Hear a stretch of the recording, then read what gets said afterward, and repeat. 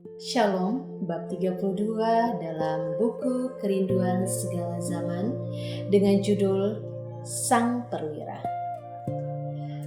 Menceritakan perjumpaan Yesus dengan seorang perwira Romawi, kepala pasukan di Kapernaum yang memohon kesembuhan bagi hambanya yang sakit keras. Bab ini menyoroti keindahan iman seorang yang bukan dari bangsa Yahudi, kerendahan hati yang mendalam, serta teladan, inklusivitas, kesetiaan dalam pelayanan Kristus. Berikut adalah ringkasan poin-poin penting dari bab ini. Pertama, sosok sang perwira Romawi. Perwira Romawi ini adalah seorang perwira militer kafir yang bertugas di Kapernaum. Walaupun dibesarkan dalam budaya penyembahan berhala dan memiliki kekuasaan, ia memiliki hati yang lembut, tulus, dan tergerak oleh kebenaran.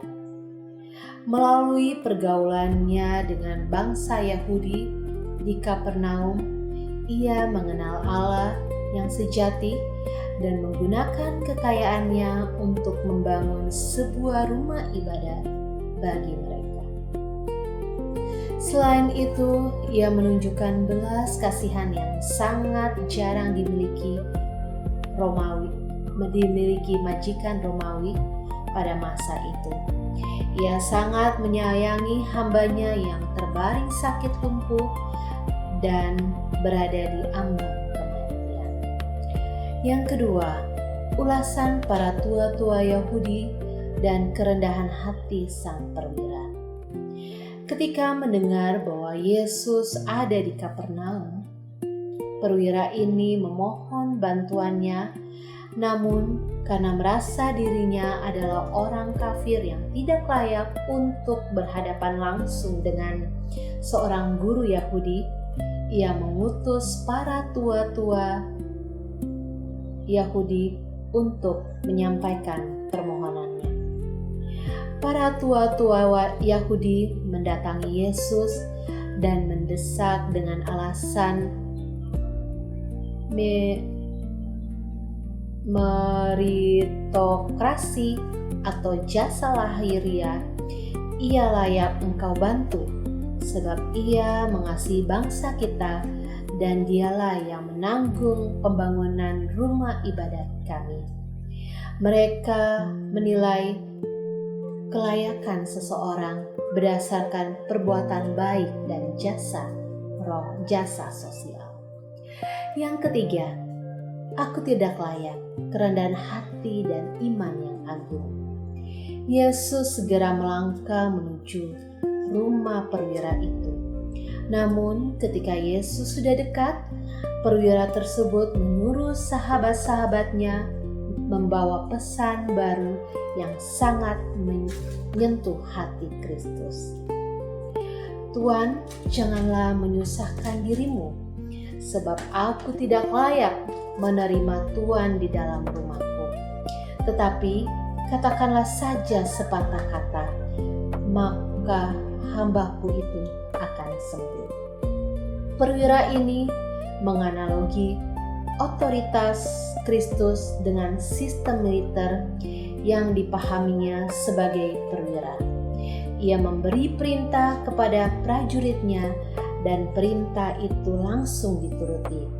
Ia percaya secara mutlak bahwa Yesus memiliki otoritas ilahi atas penyakit dan alam semesta. Cukup dengan sepatah kata saja, tanpa perlu hadir secara fisik, penyakit itu akan tunduk dan pergi. Keempat, kekaguman Yesus dan teguran bagi bangsa Israel. Mendengar perkataan itu, Yesus heran dan kagum atas iman perwira Romawi tersebut. Yesus berpaling kepada kerumunan orang banyak yang mengikutinya dan berkata, "Aku berkata kepadamu, iman sebesar ini tidak pernah aku jumpai di antara orang Israel."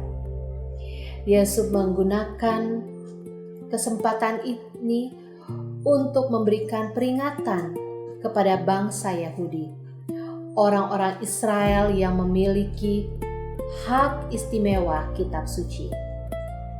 Nubuatan dan hukum Allah justru lambat percaya dan seringkali menuruti tanda lahiriah. Sebaliknya, seorang kafir yang hanya memiliki sedikit terang pengetahuan justru menunjukkan iman yang murni, yang utuh, dan bersandar sepenuhnya pada firman Kristus. Kelima, kesembuhan seketika dan dampak pemulihan. Yesus berkata kepada utusan perwira itu untuk pulang karena apa yang dipercayainya telah terjadi pada jam yang sama persis ketika kata-kata itu diucapkan oleh Yesus. Hamba yang sakit keras itu sembuh total dan kembali sehat bugar. Inti pesan dalam bab ini mengajarkan bahwa iman sejati tidak memandang latar belakang kebangsaan, tradisi, ataupun status sosial. Keadaan yang membuat seseorang diterima di hadapan Allah bukanlah kelayakan diri, jasa, atau amal ibadah, melainkan kesadaran penuh akan ketidaklayakan diri yang dipadukan dengan kepercayaan mutlak pada kuasa dan firman Kristus. Demikian bacaan buku Kerinduan Segala Zaman bab 33. Tuhan memberkati.